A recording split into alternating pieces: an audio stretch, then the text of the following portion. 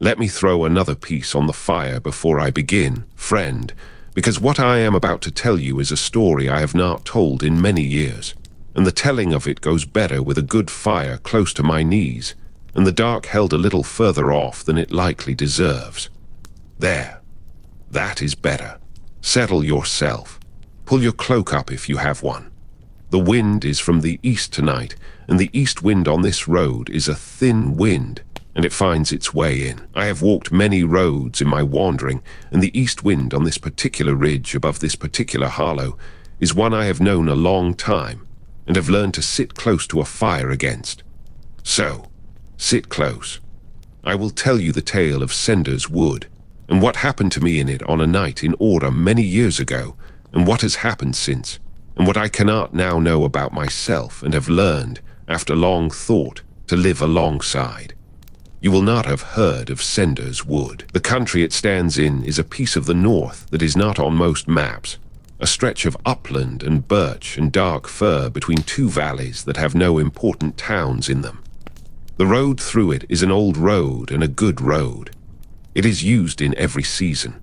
The wood itself is not large, perhaps 2 miles from south edge to north edge, and a mile from east to west at its widest part, and the road cuts straight through it, north to south, from a village called Hartleby on the southern side to a village called Cleeford on the northern.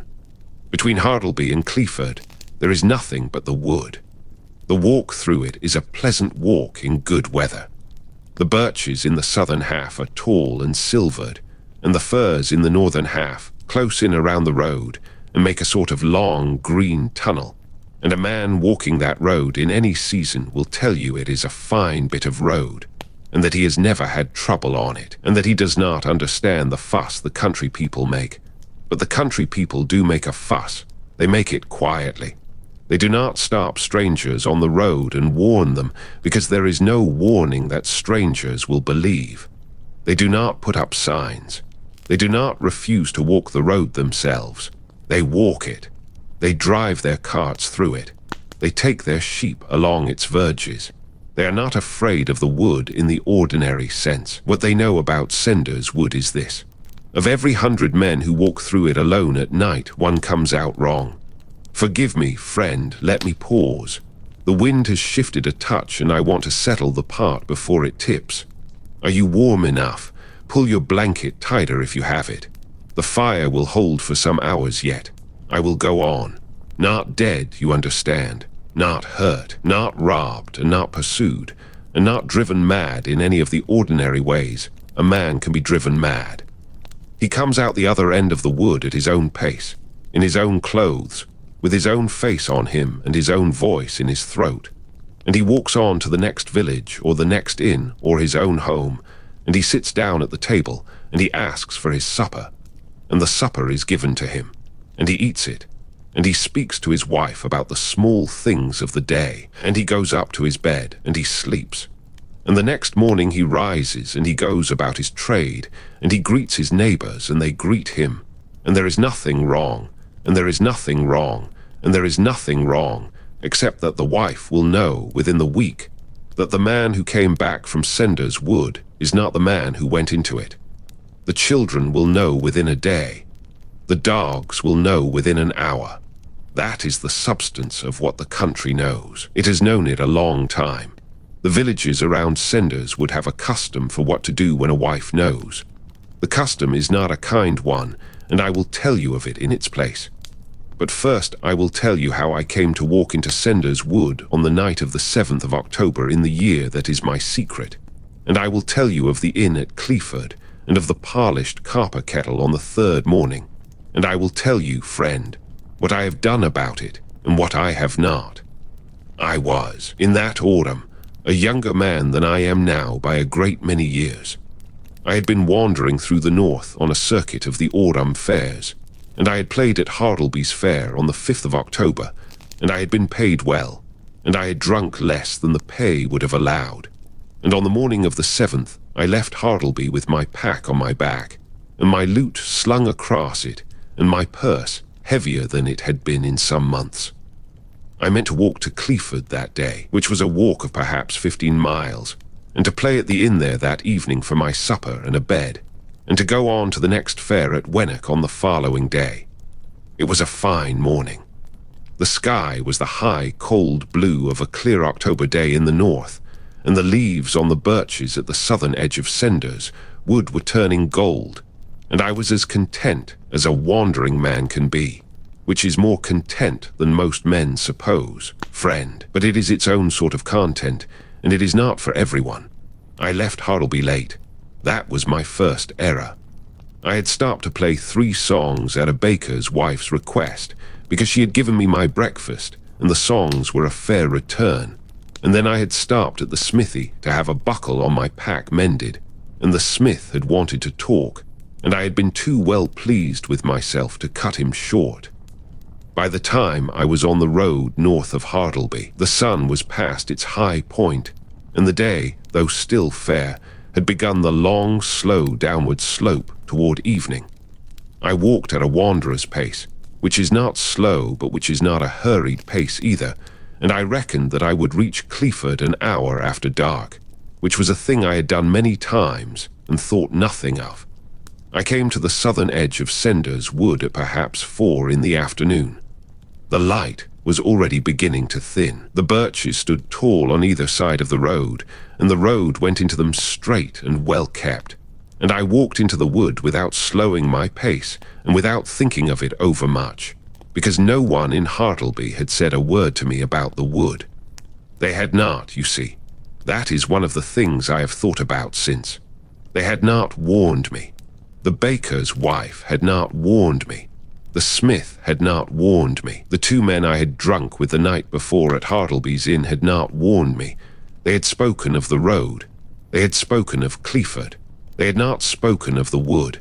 I have thought about this much in the years since, friend. I have thought about why the country people of Hartleby did not warn me. I have come to 2 answers, and I do not know which of them is the right one, and perhaps both are right in their fashion.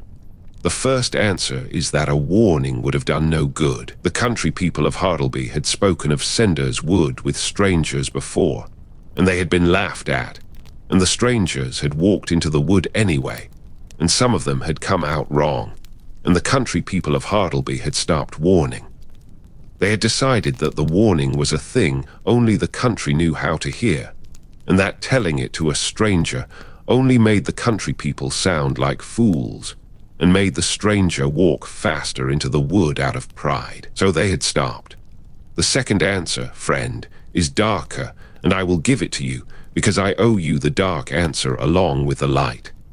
The second answer is that the country people of Hartleby knew the wood took 1 in 100, and that the 1 in 100 had to come from somewhere, and that the wood preferred a stranger to a son of the country, and that if no stranger walked the wood would take a son of the country instead, and that the country people of Hartleby had learned, over the long years, that it was kinder to themselves to let the strangers walk in unwarned, because the wood's hunger was the wood's hunger, and somebody was going to feed it. I do not say this to accuse the country people of Hartleby. They did not choose the wood. The wood was there before them. They had only learned to live alongside it in the only way they could, which was the cold way, and the cold way is the way of every country that has lived alongside a thing in a wood for many generations. I know this. I have walked many such countries. I do not blame them. I only tell you, friend, what I have come to believe. So I walked into Senders Wood on the afternoon of the 7th of October, and I walked through its southern birch stretch with no trouble, and with the light still good above me. The birches were tall and silvered in the slanting light, and their leaves were the gold of early October, and a few had begun to fall, and the road went in a clean straight line through them, and the gravel of the road was a clean pale gravel that took the light well even as the light began to thin. I walked at my wanderer's pace, which was the pace I had walked all morning, and I was content. I will not pretend I was not. I was content. I had eaten well at the baker's wife's table, and had been paid well at the fair, and the smith had mended my buckle for a small price, and the road was good, and the wood was a small wood, and Cleeford was an hour beyond it, and I was a young man with a lute on his back, and a fair welcome waiting at the end of the road. And that is a thing to be content with, friend, and I was.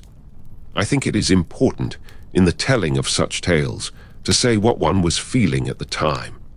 I think that is the truth a man owes the listener, friend, because the horror of such tales is not the horror of a man walking into a wood in fear.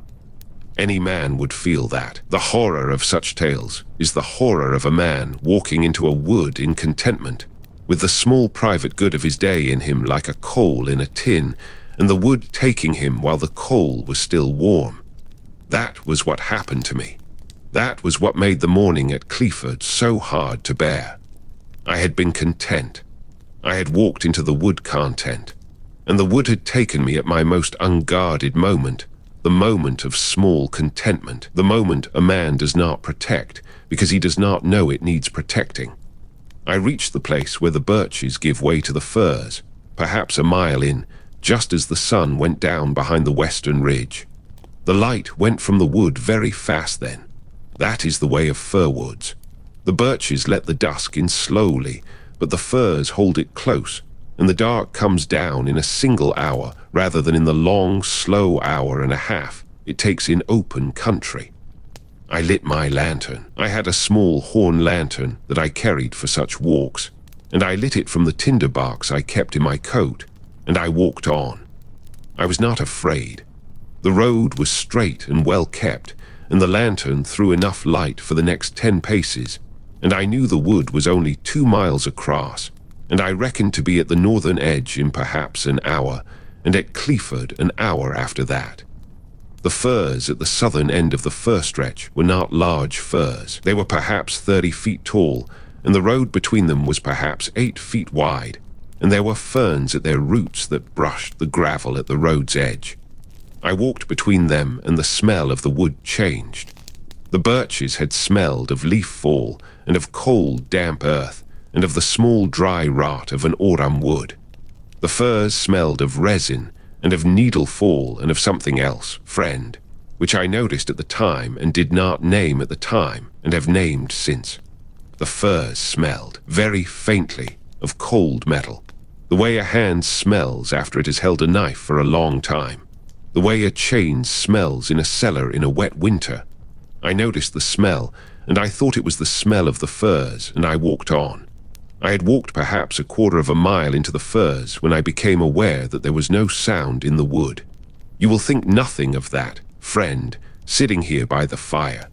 A wood is often quiet at evening, but a fir wood at the beginning of October, with the night birds just coming on shift, and the small things rustling in the needle fall, and the wind moving in the high branches, should not be silent in the way that Sender's wood was silent that evening. There was no wind in the high branches. There were no small things in the needle fall. There were no owls, no foxes, no thrushes settling, no late jays. There was the sound of my boots on the road, and the small hiss of the lantern's wick, and that was all the sound there was in the wood. I slowed. I will give myself that much credit. I was a young man, and I was a man pleased with my purse and my supper to come, but I was a wanderer also, and a wanderer learns to listen to a wood, and the wood was telling me something, and I slowed. I did not turn back. I should have turned back, friend, but I did not. I told myself the wood was a small wood, and the road was a good road, and the dark was only the ordinary dark, and I walked on. Let me pause a moment. The fire wants a smaller stick to keep its heart up. There, are your feet warm, friend? Move them closer if not. The cold in this hollow finds the feet first. I will go on with the tale. About halfway through the firs, at what I afterwards understood was the deepest point of the wood, I heard a footfall behind me on the road. It was a single footfall. The boot of a man, neither light nor heavy, set down on the gravel of the road perhaps 20 paces behind me. I stopped and turned and raised the lantern and saw nothing. The road behind me was empty as far as the lantern's light would carry, which was perhaps 15 paces, and beyond that the dark held the rest. I called out. I said, "Who walks there?" There was no answer. I waited. I heard nothing else. I told myself, friend, that it had been a falling cone or a branch settling, because that is what a man tells himself in a dark wood when he has heard a thing he does not want to have heard. And I walked on. I had walked perhaps 30 paces further when I heard the footfall again, and this time it was closer, perhaps 15 paces behind me. I did not turn. I will tell you why I did not turn in a moment, friend, because it matters. I did not turn because I had begun, in the back of my mind, to think that the safer thing was not to look. That is a thing the country knowledge teaches without telling you that it is teaching it. A man raised in the villages around such a wood will know, without being told plainly, that there are things behind you on a road at dusk that it is better not to look at, and he will not look.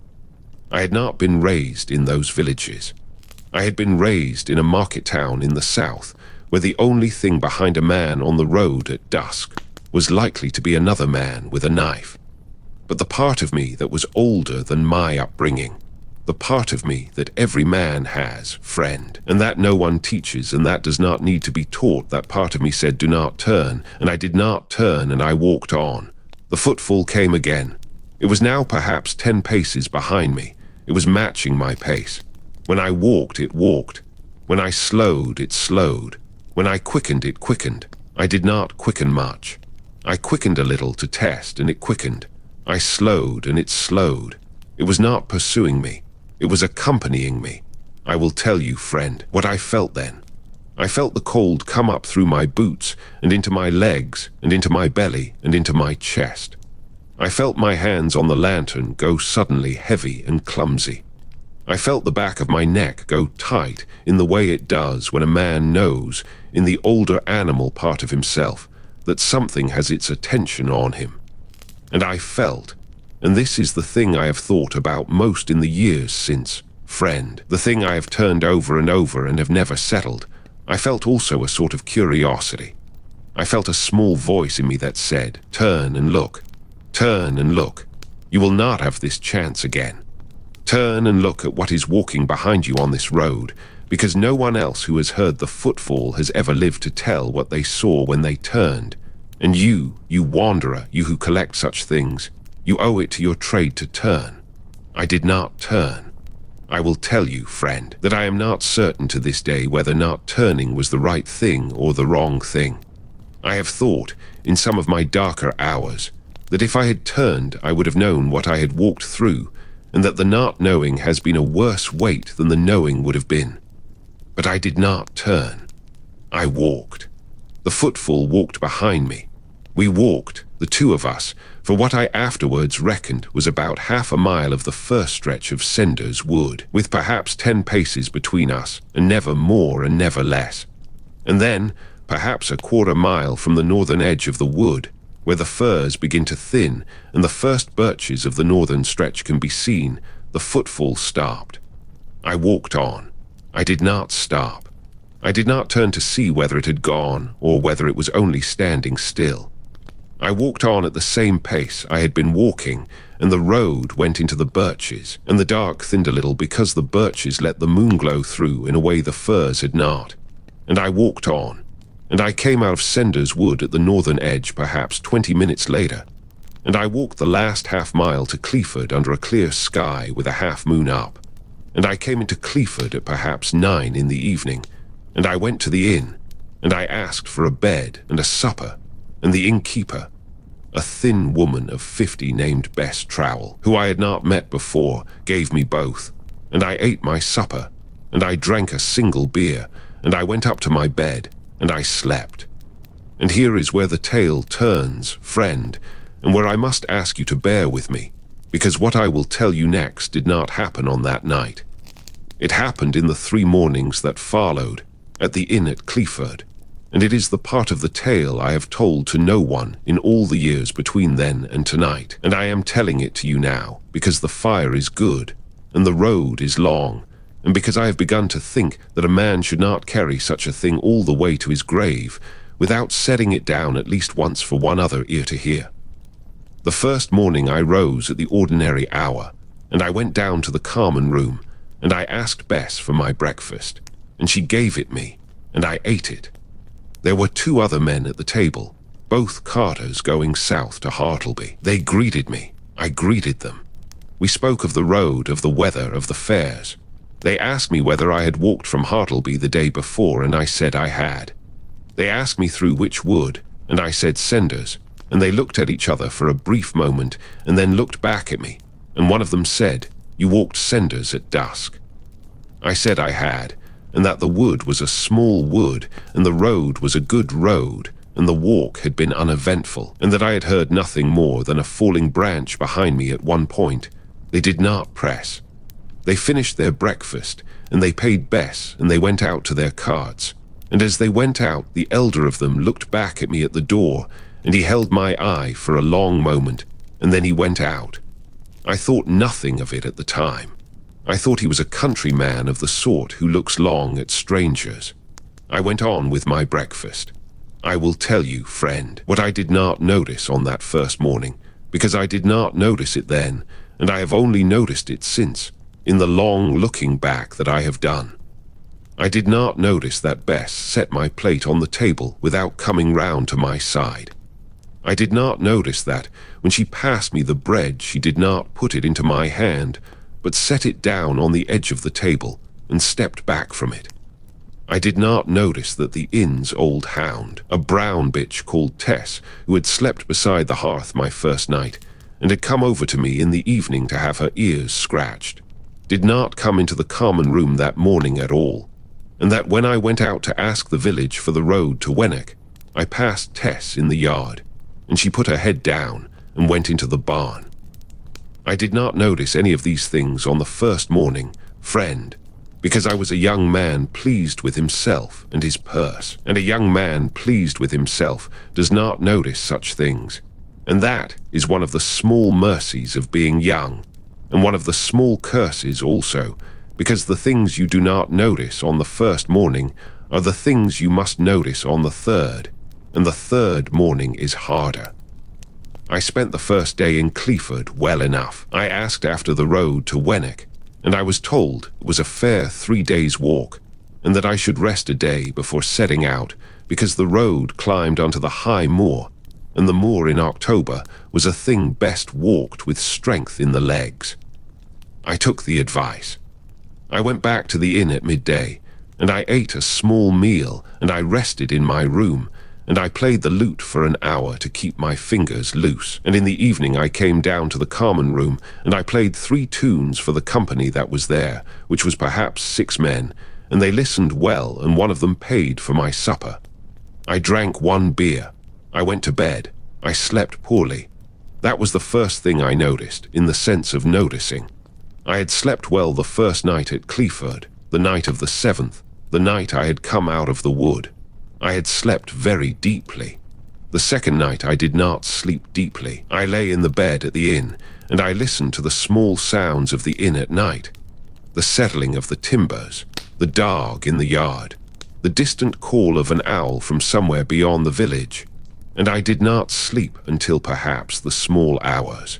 And when I did sleep, I dreamed a dream I did not remember on waking, but that left in my mouth the taste of cold needle fall, and in my legs the ache of long walking, and in my hands the small tremor that comes after a man has been afraid and has not yet known what he is afraid of. The second morning, I rose. I felt, on rising, a slight strangeness in my legs, as though I had walked further the day before than I had in fact walked. I attributed it to the cold of the inn-room floor. I went down to the common room. I asked Bess for my breakfast. She gave it me. She did not speak to me as she had spoken to me the morning before. She set the plate in front of me, and she did not meet my eye, and she went back to the kitchen and did not return until I had finished. I thought she was tired. I paid for my breakfast, and I went out to walk in the village and to ask after the road to Wenwick. In the village that morning, friend, I noticed for the first time, in the sense of noticing, that something was wrong. I cannot now tell you whether the something was wrong with the village or with me. I will tell you what I noticed, and you may judge. I passed a woman at her door, a tall, thin woman in a grey shawl who had greeted me on the first morning when I had walked past on my way to ask after the road. She had said, "Good morning, sir, and a fair day to you," and I had returned the greeting. On the second morning I passed her again. She was at her door again. She did not greet me. She looked at me and she did not greet me. I said, "Good morning." She did not answer. She turned and she went inside her cottage and she closed the door, and I heard, very faintly, the sound of a bolt being drawn on the inside. I passed a boy of perhaps 10 in the lane. He was leading a goat. He had not been there on the first morning, but he was there on the second. As I passed him, the goat shied away from me and pulled at its rope, and the boy looked up at me, and his face did the thing that a country child's face does when it is looking at something it has been told never to look at. And he pulled the goat past me, and he went down the lane at a half run, and he did not look back. I came to the village well, where on the first morning I had stopped to drink and to wash my face. There were 3 women at the well, all older women, all known to one another, talking the way village women talk in the early morning. As I came up to the well, they stopped talking. They turned. They watched me. They did not speak to me, and they did not speak to one another. They watched me. I drew a cup of water, and I drank it, and I set the cup on the wall, and I said good morning to them, and they did not answer. I walked away. When I had gone perhaps 20 paces, I heard them resume their conversation behind me, and I heard, very clearly, one of them say to the others, not even looking, not even pretending. And another said, "Hush, hush, he will hear." And the first said, "No, he will not. That one will not." And they were quiet again until I was out of earshot. I went back to the inn. I sat in the common room for an hour with a beer I did not drink, and I thought, and I did not know what I was thinking about, because the thing I was thinking about did not yet have a shape that I could name. I thought only that the village had changed between the first morning and the second, and that I had not. And then I thought, friend, that perhaps it was the other way round. That perhaps the village had not changed at all, and that what had changed was me, and that the village had only now, on the second morning, finished its slow looking and had arrived at its judgment. I did not understand the thought when I had it. I set it aside. I told myself I was tired. I told myself the country people of the north were a closed people and were slow to take to strangers, and that I had perhaps overstayed my welcome at Cleeford and should move on the next day. I went up to my room, and I lay on the bed, and I slept for 2 hours. And when I came down, the inn was busy with the evening trade, and I played 4 tunes, and the company that night was small, and only 2 men listened, and Bess did not come out to listen as she had on the first night, and I drank 1 beer and went to bed. I slept worse than I had slept the night before. I lay awake for many hours. I heard, at one point, in the small hours, what I thought was the inn's hound Tess outside my door, sniffing at the gap beneath it, the way a dog will sniff when it has caught a scent it knows, but cannot place. The sniffing went on for perhaps a minute. Then it stopped, and there was a small soft sound that I afterwards understood was the dog backing away from the door, and then there was nothing, and I lay in the bed and I listened to the nothing, and I did not sleep again that night. The third morning is the one I will tell you of in detail, friend, because it is the morning the tale turns on. I rose at first light. The sun was not yet up. The inn was quiet. I went down to the common room, and Bess was not there, which was unusual, because Bess was always at the bar by first light. The fire in the common room hearth was banked but had not gone out, and the kettle on the hook over the hearth was simmering, and the kettle was a polished copper kettle of the sort that hangs in many such inns. I sat at the table by the hearth. I waited for Bess. I was, I should say, in a strange mood that morning, friend. I cannot now describe it to you in any way that would mean to you what it meant to me at the time. I was not unwell. I was not afraid. I was simply not quite. On that morning, the man I had been on the morning before, and I could not have told you in what way I was not. I sat by the fire, and I looked into the polished copper kettle, and I saw my face in it. A polished copper kettle gives a poor reflection, friend. The metal is warm, and the curve of the kettle makes everything in it slightly long, and the color of the metal makes everything in it slightly red. But a man can see his own face in such a kettle well enough to know it is his own face, and I saw mine, and I looked at it for some time. I do not know how long. I looked at my own face in the copper kettle in the early light of a Clifford morning, and at some point in the looking, I understood that the face I was looking at was looking back at me.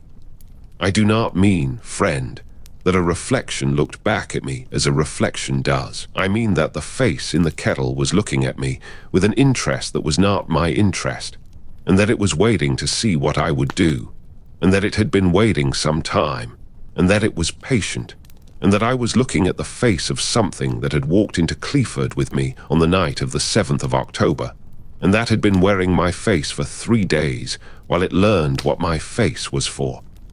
Forgive me, friend. The smoke has turned, and I must shift the kettle so that we are not both coughing through the rest of the tale. There we are. Are you still warm? Pull your cloak close. I have not much further to go. I will go on. I sat very still. I did not move. I did not lift the kettle, and I did not turn my face away from it, and I did not call out for Bess. I sat at the table in the common room of the inn at Clifford, and I looked into the polished copper kettle, and the thing that was looking back at me out of my face waited to see what I would do. I thought, in those long moments, of every story I had heard in my wandering of men who had walked through a wood and had come out wrong. I had heard such stories in many countries. I had thought them, until that morning, to be country tales of the ordinary sort, the kind a wandering man hears in many forms and learns to nod at without believing. I understood now that they were not country tales of the ordinary sort. I understood that I was in one. I understood that the thing on the road behind me on the night of the 7th had not stopped because it had let me go. It had stopped because it was already where it needed to be. It had walked into Clifford in my pace, and my body and my face, and it had eaten my breakfast at Bess's table on the first morning, and it had spoken to the 2 carters about the road, and it had slept in my bed for 3 nights, and it had been wearing me, friend, for 3 days, and the face in the polished copper kettle was the only place where I could see it, because the only thing patient enough to show itself was the one that knew the kettle was its only window. I was, you understand, both there and not there. I was the man in the chair looking at the kettle. I was also the thing in the kettle looking out. I do not know, to this day, friend, which of the 2 of us I am. I do not know whether the man who saw the face in the kettle on the 3rd morning was the man who walked into Sender's Wood on the 7th of October, or whether he was the thing that came out of it, and whether what I am now is a man who carries inside him a thing he caught in a wood, or whether I am the thing itself, and the man I think I was is only a story the thing tells me to tell at fires like this one, friend, on long road nights with strangers, to make myself believe I am the man. I do not know. I sat at the table. I did not move. I looked into the kettle. The thing in the kettle looked back. And after some long time, I cannot tell you how long, friend, because the morning had gone strange, and time was not running in it as time runs, Bess came into the common room. She came in from the kitchen with a basket of bread on her arm, and she stopped when she saw me at the table. And she stopped because she saw what I was looking at, and she stopped because she knew what it meant. She set the basket down. She walked over to me. She took the kettle off the hook, and she set it on the floor away from the table. She stood looking at me for a long time, friend, with the kind of look a country woman has when she has known something all her life, and has hoped never to have to do anything about it. And then she did the thing I will not tell you, friend, because she did me a kindness in the doing of it, and I will not repay her by telling it here. I will tell you only that she went out of the common room without speaking to me, and that she did not go to fetch the priest, and that she did not go to fetch her husband, and that she went only as far as the back of the inn and came back with a thing in her hand, and that she sat down opposite me at the table, and she put the thing on the table between us. And she said very quietly, the way a woman speaks to a sick child, she said, "Do you know what you are?" I said I did not know. She said, "Can you tell me which one of you is talking to me now?" I said I could not. She was quiet for a long time. "Friend," she looked at me, and she looked at the thing on the table between us, and she put one of her hands flat on the wood of the table beside the thing, and she did not move her hand for some minutes. Her hand was a thin hand, and the skin of it was the skin of a woman who had worked an inn for 30 years, and the knuckles were swollen, and the nails were short and clean. I looked at her hand because I could not look at her face. I do not know whether she knew I could not look at her face. She did not move her hand.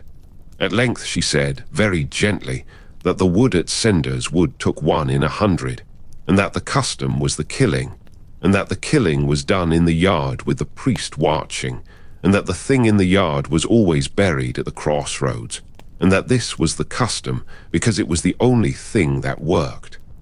She said that she had seen the custom done twice in her life. She said the first had been her uncle when she was a girl of 11, and the second had been a tinker of about my age, perhaps 15 years ago. She said that both of them had walked out into the yard quietly. She said that neither of them had fought. She said that the priest had said the words, and that the men of the village had done the thing, and that it had been done in the way one does a hard thing that must be done. She said that her uncle had been her mother's brother, and that she had liked him very much, the man who had gone into the wood, and that she had not liked the thing that had come back, and that the killing had not been a comfort to her, because the thing that was killed was wearing her uncle's face, and she could not stop seeing her uncle in it, even though she knew her uncle had been gone for some weeks by the time the killing was done. She said that she would not do it to me because she did not know, and could not know, and could not be made to know, which of the two of us was the man, and which was the thing. She said that one of us was a wanderer who had walked into Sender's wood 3 nights ago not knowing, and that one of us was something that had come out of that wood wearing a wanderer's face, and that she would not be the one to send a man to the crossroads on a guess. She said the custom was a custom for the certain cases, and that mine was not a certain case. She said that her uncle had been a certain case because her aunt had known on the 2nd day, and the dogs had known on the 1st hour, and the priest had been called on the 3rd day, and the killing had been done on the 4th. She said that her uncle had not looked into a polished copper kettle on the 3rd morning and had not seen anything in it. She said that her uncle had been afraid and had been angry and had been hungry in the way the things are hungry, and that she had seen these things in him, and they had decided her. She said that she had not seen these things in me. She said also, friend, that she had not seen them in me yet, and that she did not know whether that meant I was the man, or whether it meant the thing in me was a slower thing than the one that had taken her uncle, and was a more patient thing, and was a thing that had learned, in the 3 days at Clifford, how to wear a wanderer well enough that the small wrongnesses had not yet shown. She said the not knowing was the worst of it. She said the not knowing was why the custom existed, because the custom was a way of choosing the safe answer when no other answer could be reached.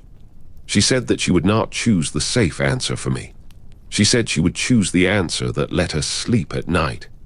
She said that if I had any kindness in me at all, of either kind, of the man's kind or of the thing's kind, I would do her one favor, and I would walk out of Clifford that morning and would never come back, and I would walk a road that took me a long way from the villages around Sender's Wood, and I would not stop at any inn within 50 miles, and I would not tell any wife or child or dog within 50 miles that I had been at Clifford.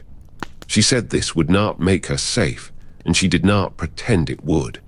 She said it would only make her able to live with herself. She said the rest was on me. I walked out of the inn at Clifford that morning with my pack on my back, and my loot slung across it, and my purse perhaps lighter than it had been, because I had paid for 3 nights and a breakfast, and the morning was cold, and the sky was high and grey, and I walked east, away from Sender's Wood, and away from Hartleby, and away from any road I had walked before, and I have not gone back to that country in all the years between then and tonight. I have wandered, friend, in many countries since. I have sat at many fires. I have told many tales. I have played at many fairs. I have eaten many breakfasts, and have slept in many beds, and have spoken to many strangers, and have made my companions on the road, and have buried 2 of them. I have lived, by every measure I can give you, the life of a wandering man, and a contented one. But every morning of my life, since the 3rd morning at Cleeford, friend, I have looked into a polished surface, a kettle, a window in the dark, a still pool of water, the inside of a clean spoon, and I have looked at my face in it for a moment to see who is in there. And every morning of my life I have not been sure of the answer. Some mornings the face looks back at me in the ordinary way. Some mornings, friend, there is the smallest pause, the smallest hesitation, before the face does what my face is supposed to do. And in that pause I think, every time, that the face is deciding whether to keep pretending or to stop. And every time the face decides to keep pretending, so far, for one more day, for one more morning, for one more fire. I do not know, friend, whether I have walked all these long roads in my own body, or in the body of a thing that took it in a wood in the north, on the 7th of October many years ago. I do not know whether the songs I have sung have been my songs, or the songs of a thing that learned them from me in 3 days at an inn at Cleeford, and has been singing them ever since to keep up the pretense.